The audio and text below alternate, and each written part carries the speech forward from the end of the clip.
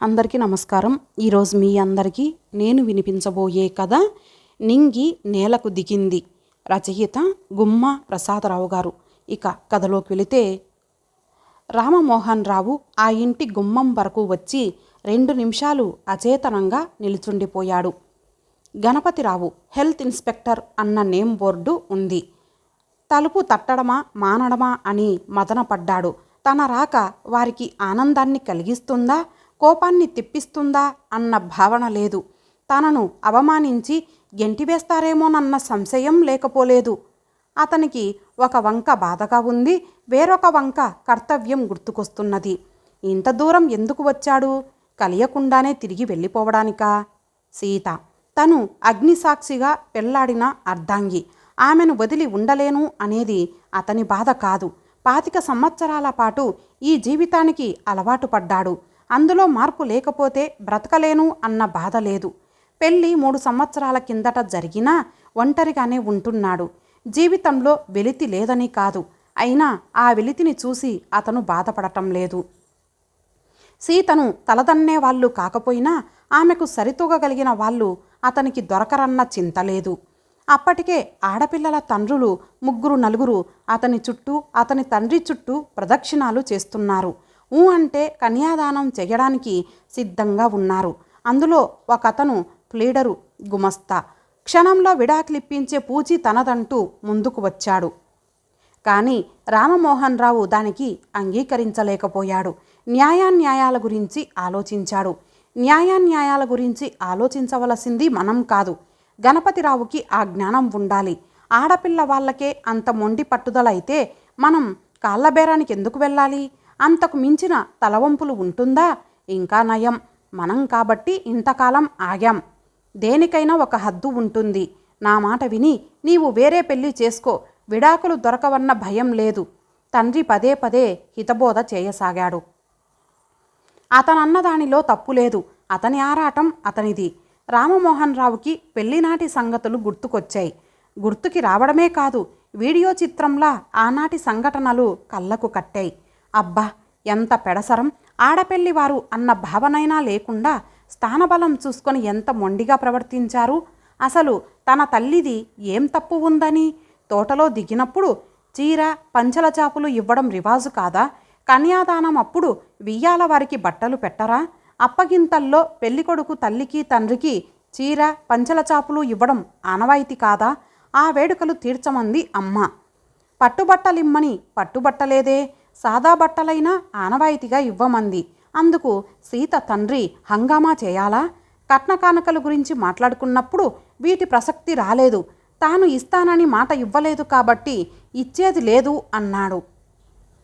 ఈ మాత్రం చదువు వెలిగించి చేస్తున్న ఉద్యోగానికి నేను కాబట్టి 10,000 కట్నం ఇస్తున్నాను, మరెవరైనా 5,000 ఇవ్వరు అంటూ దెప్పి పొడిచాడు. నలుగురిలో ఎంత తలవంపులు కలిగించాయి. నిజమే, 10,000 కావాలని తండ్రి అన్నాడు. తన చదువు ఉద్యోగం అతనికి నచ్చకపోతే ఈ సంబంధానికి ఎందుకు అంగీకరించాలి? అయిష్టమైన సంబంధం ఎందుకు చేసుకోవాలి? రామమోహన్ రావుకి చెప్పలేనంత కోపం వచ్చింది.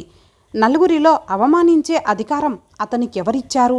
ఆ 10,000 అతని మొహాన పారేసి మరో సంబంధం చేసుకోండి అని చక్కా వెళ్ళిపోవాలి అనిపించింది. పాలపొంగు లాంటి వయసు వాళ్లతో మాటలు పడడానికా వచ్చారు తాము? అలాంటి మొండి మనిషి కూతురే ఈమె. ఆమె మెడలో తాలి కట్టి తాను ఆమెను భరించగలడా? విడిదిలో అడుగుపెట్టిన దగ్గర నుంచి అవమానాలు చేయాలనే వాళ్ళు ప్రయత్నించారు. వాళ్ళ పొగరుమోతుతనం క్షణక్షణం బయటపడేది. గదులు ఊడిపించినట్లు లేవు. పనివాళ్లను పంపించండి అని కబురు పెడితే చీపురు కట్ట పంపించారు. ఆ మధ్యాహ్నం దాటి 2 గంటలైనా భోజనాలకు పిలుపు రాలేదు. చంటి పిల్లలు శోష వచ్చి పడిపోయారు. కొంచెం పాలు, మరోమారు కాఫీలు పంపించండి అని కబురు పెడితే, మీకు పాలు కాఫీలు తాగే అలవాటుంటే హోటల్కెళ్ళి రండి అని సలహా ఇచ్చారు. ఈ మర్యాదలకు ఒళ్ళు మండి పెళ్ళి లేదు గిల్లి లేదు, వెనక్కు పోదాం పదండి అన్నారు కొందరు. వాళ్ళ మాట సబబుగా ఉందనిపించింది రామమోహన్ రావుకి. కానీ అతని తల్లి అంగీకరించలేదు. వాళ్ళు నీచంగా ప్రవర్తిస్తున్నారు కదా అని మనం కూడా నీచంగా ప్రవర్తించాలా? అభం శుభం తెలియని ఆ పిల్ల చేసిన తప్పేమిటి? ఇలా పీటల మీద పెళ్ళి ఆగిపోతే ఆమె బ్రతుకు నాశనం అవదా?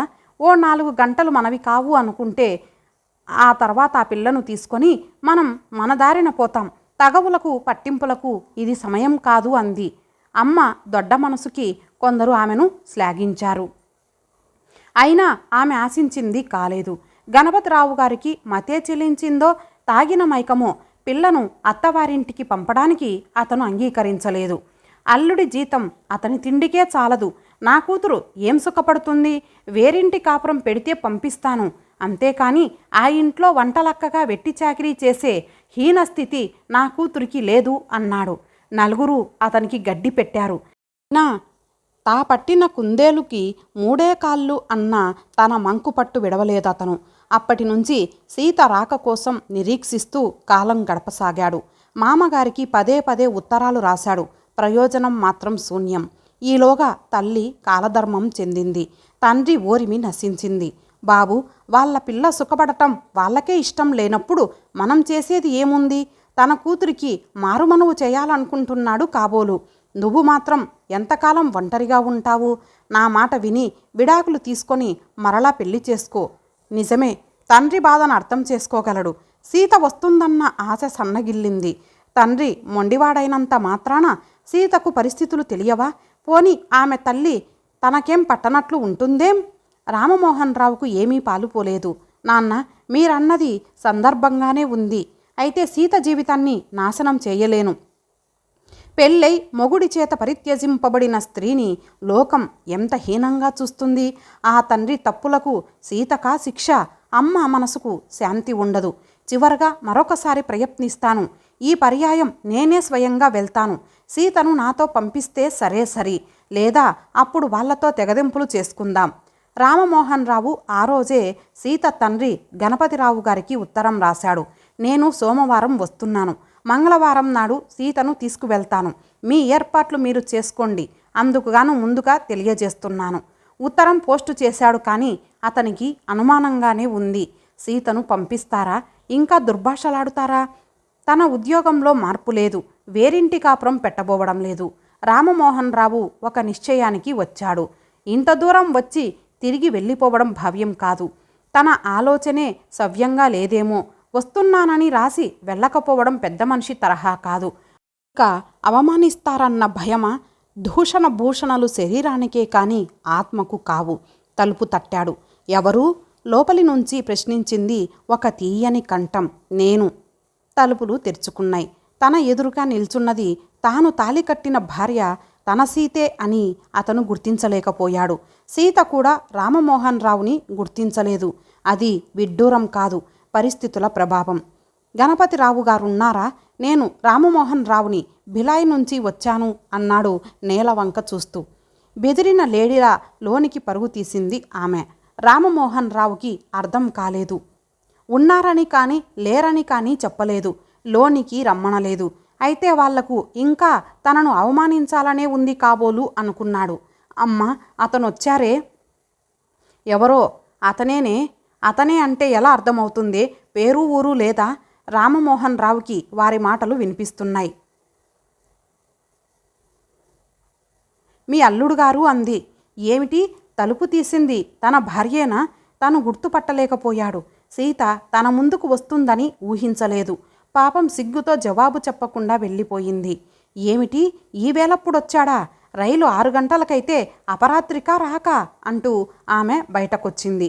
రామమోహన్ రావు హృదయం బాధగా మూలిగింది. తన తప్పేం ఉంది? రైళ్లు సమయానికి రావడం విచిత్రం. కానీ లేటైతే అందులో ఆశ్చర్యపడవలసింది ఏముంది? నిండా 10 గంటలు కానిదే ఆమెకు అపరాత్రి అయ్యిందా? నేరక వచ్చాడు తను. రా బాబు రా, బయటే నిల్చుండిపోవాలా? రామమోహన్ రావు వచ్చి వసారాలో కుర్చీలో కూర్చున్నాడు. అంతా బాగున్నారా? మీ అమ్మగారు పోయారని విన్నాము. రామమోహన్ రావు జవాబిచ్చి, అత్తయ్య గారు, రేపు 10 గంటల బండికే మా ప్రయాణం. మీకు నా ఉత్తరం అందే ఉంటుంది. నేను సీతను తీసుకువెళ్ళడానికి వచ్చాను. ఉత్తరానికేం అందింది. అయినా ఇంత తొందరగా పంపడం ఎలా వీలవుతుంది? తొందర? 3 సంవత్సరాలుగా ఎదురు చూస్తున్నాను. చివరకు వారం రోజుల ముందు ఉత్తరం రాశాను. రాశావు కాదనలేదు. ఆడపిల్లను అత్తవారింటికి ఒట్టి చేతులతో ఎలా పంపుతాం? దానికి వ్యవధి కావాలిగా. అత్తయ్య గారు, నేనేం పెట్టుపోతలు ఆశించి రాలేదు. మీకు అమ్మాయిని పంపించడం సమ్మతమో కాదో చెప్పండి. పిల్లనిచ్చుకున్న తర్వాత తప్పుతుందా బాబు? రేపు ఆ విషయాలు ఆలోచించుకోవచ్చు. నువ్వు కాస్త విశ్రాంతి తీసుకో. నీ భోజనం సంగతి చూడాలిగా. అబ్బే, ఆశ్రమం అనవసరం. ఏం బాబు, అత్తవారింట్లో అన్నం మెతుకులకు కూడా దొరకలేదని మా మీద అభాండాలు వేయడానికా? ఇప్పుడు పంచభక్ష పరమాన్నాలు వండి పెట్టలేను, కానీ ఏదో ఇంత ఉడికిస్తాను, తిని నిద్రపో. అదేం కాదు, నేను హోటల్లో భోజనం చేసి వస్తున్నాను. ఇంత రాత్రి మిమ్మల్ని ఇబ్బంది పెట్టడం ఎందుకు అని అన్నాడు రామ్మోహన్ రావు. ఆమె అక్కడే పక్క వేసింది. నా ప్రశ్నకు జవాబు చెప్పలేదు. జవాబు చెప్పడానికి ఏం ఉంది? తెల్లవారిన తర్వాత మీ మామయ్యనే అడుగు.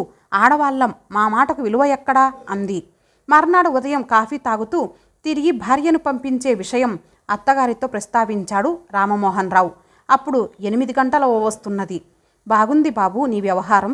పీకల మీద కూర్చొని తేల్చి చెప్పమంటే ఎలా? అమ్మాయికి పెళ్లి చేసింది మా ఇంట్లో ఉంచుకోవడానికా? మీ మామయ్య గారు అర్జెంటు పని మీద టూరు మీద వెళ్ళారు. నీతో మాట్లాడాలని అనుకున్నారు, కానీ నువ్వు అప్పుడు గాఢ నిద్రలో ఉన్నావు. సాయంత్రం వరకు ఆగు బాబు, వారు రాగానే మీ ప్రయాణానికి ఏర్పాట్లు చేస్తారు. అత్తయ్య గారు, అది వీలయ్యేది కాదు. అందుకే ముందుగా ఉత్తరం రాశాను. ఒప్పుకుంటున్నాను. నిర్ణయమైనా తీసుకునే అధికారం మా ఆడవాళ్ళకి ఎక్కడ ఏడ్చింది? మీ మామగారు లేరు. ఒక్కరోజు ఉంటే ఆకాశం విరిగి పడుతుందా? మీ అత్తగారి ఇంటిలో భోజనం చేయకూడదని ఒట్టు వేసుకున్నావా? అత్తగారి ఇంటిలో అల్లుడికి భోజనమైనా పెట్టలేదు అన్న చెడ్డ పేరు మాకు తేవాలనుకుంటున్నావా? రాత్రి భోజనమైనా చేయకుండా పడుకున్నావు. ఇప్పుడు వెళ్ళిపోవాలంటూ పీకల మీద కూర్చున్నావు. అత్తయ్య గారు, మీరు పొరపాటుగా అర్థం చేసుకుంటున్నారు. నేను చేస్తున్నది చిన్న ఉద్యోగం. మామయ్య గారిలా ప్రతిష్ట కలది కాదు. సెలవు పొడిగించితే ఆ ఉద్యోగానికే ముప్పు వస్తుంది. నాకు మీరు ఏ సత్కారాలు చేయనవసరం లేదు. పెట్టుపోతలు అక్కర్లేదు. నా కర్తవ్యం నన్నిక్కడకు రప్పించింది. చెప్పండి, సీతను నాతో పంపించడం ఇష్టం లేదా? లేదా సీతకే నాతో రావడం ఇష్టం లేదా? ఆమె ఎటూ చెప్పలేకపోయింది. ఆమె అడకత్తెరలో పోకచెక్కలాగైంది. అటు భర్త ఆంక్షలు, ఇటు అల్లుడి బల్లూకం పట్టు. రైలుకి వేళ అవుతున్నది. నేను వస్తాను. రామమోహన్ రావు కుర్చీలోంచి లేచాడు. ఆగండి, నేను వస్తున్నాను అంది సీత. ఆమె ఆశ్చర్యపోయింది. సీత, నాన్నగారు. అమ్మ, నేనేమీ అర్థం చేసుకోలేని చిన్నపిల్లను కాను. పంతాలకు పోయి నా పచ్చని సంసారంలో చిచ్చు పెట్టుకోలేను. అమ్మ, నిన్నిలా కట్టుబట్టలతో పంపించేయడం మాకు తలవంపులు కాదా? మీ నాన్నగారికి నేనేం జవాబు చెప్పను? అమ్మ, అతనేమీ ఆశించడం లేదే. మధ్యన నీకెందుకు వ్యధ? నాన్నగారికి నిజంగానే అర్జెంటు పని ఉందనే వెళ్ళిపోయారా? అల్లుడి మీద నిరసన కాదు. ఇప్పుడు చెప్పు, నాన్నగారు ఆ టూరు మీద వెళ్ళకపోతే ఆకాశం విరిగిపడుతుందా? నేను వినలేదనుకోకు. అల్లుడికి ఎలాంటి ఆతిథ్యాలు చెయ్యాల్సిన అవసరం లేదంటూ ఆర్డర్ వేశారే. సారా సామాన్లు కావాలంటాడో, తిరుగు రైలు ఛార్జీలు కావాలంటాడో. మనం అనుకున్నవి పెళ్లిలోనే ఇచ్చాం, ఇక వేరే ఇచ్చేది లేదు అన్నారు నాన్నగారు. మొండి పట్టుదల ప్రదర్శించుతున్నారు. అతని స్వభావం నాకు తెలుసు. అయినా కన్న తల్లివి, నీకు నా మీద అభిమానం లేదా? పెళ్లిలోనైనా వాళ్ళు ఏమడగరానివి అడిగారని మీరు నా జీవితాన్ని నాశనం చేయాలనుకుంటున్నారు. నిజమే, ఆయన కంటే నేను ఎక్కువ చదువుకున్నాను. నా కాళ్ళ మీద నేను నిలబడగలను. అయితే అది జీవితానికి నిండుతనాన్ని ఇస్తుందా? వివాహమైనా ఇలా కన్యగానే జీవితాంతం ఉండిపోమంటావా? ఆకాశానికి ఎగిరే అవకాశం మనకు లేదు. నింగే నేలకు దిగి వచ్చినా అందుకోకపోవటం, చేరుకోకపోవటం మూర్ఖత్వం కాదా? మీరింతగా వారిని అవమానించినా, నిండు మనసుతో నన్ను పిలుచుకుపోవడానికి వచ్చిన ఆయన ఔన్నత్యాన్ని ఇప్పటికైనా మీరు అర్థం చేసుకోలేకపోయినా నేను అర్థం చేసుకోగలను. మనం అతని స్థాయికి ఎదగలేకపోయాం. అతనే దిగి వచ్చాడు. అలాంటి భర్తను నేను ఎలా వదులుకోగలను? నాన్న వస్తే చెప్పు, మీ కూతురు కట్టుబట్టలతో వెళ్ళిపోయిందని అంటూ సీత భర్త చెయ్యి అందుకొని బయటకొచ్చి రిక్షా పిలిచింది. కట్టుబట్టలతో వెళ్ళిపోతున్న కూతుర్ని చూసి ఆమె కళ్ళల్లో నీళ్లు నిండుకున్నాయి. ఇంతటితో ఈ కథ సమాప్తం. మరలా మరొక మంచి కథతో కలుద్దాం. అంతవరకు సెలవు. నమస్తే.